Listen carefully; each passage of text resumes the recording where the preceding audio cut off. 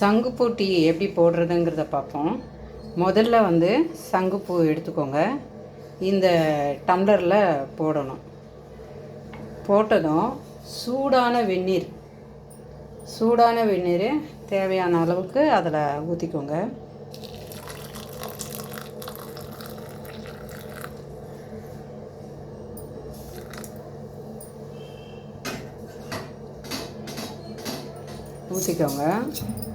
இப்போது அந்த ஹாட்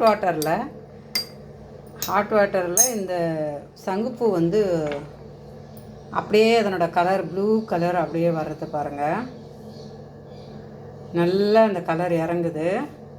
இப்போ நம்ம என்ன பண்ணிடணும், அது மேலேயே ஒரு தட்டை போட்டு கொஞ்ச நேரம் மூடிடணும். அப்படியே இருக்கட்டும். ஒரு ஃபியூ மினிட்ஸ் விட்டுட்டு அதுக்குள்ளே அந்த கலர்லாம் நல்லா இறங்குதா அப்படிங்கிறதுக்காக நம்ம வாட்ச் பண்ணலாம். நல்லா இறங்குது. அதுக்கப்புறம் இது கொதிக்க வைக்கணும்லாம் கிடையாது, ஹாட் வாட்டரில் போட்டால் போகிறோம். அதுக்கப்புறம் இதை வந்து நம்ம வடிகட்டிப்போம். இன்னொரு டம்ளரில் வடிகட்டிப்போம். இப்போது நல்ல ப்ளூவாக இருக்குது இந்த சங்குப்பூ டீ.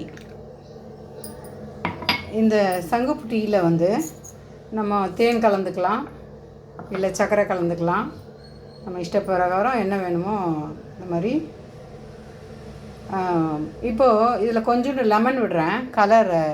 கலர் சேஞ்ச் ஆகும். ப்ளஸ் லெமன் போடுறதுனால நமக்கு டீ வந்து நல்லாயிருக்கும் குடிக்கிறதுக்கு.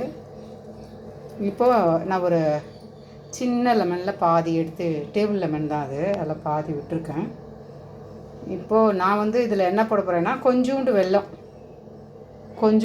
போட்டுக்கிறேன். போடாமலும் வெறுமனையும் சாப்பிட்லாம்.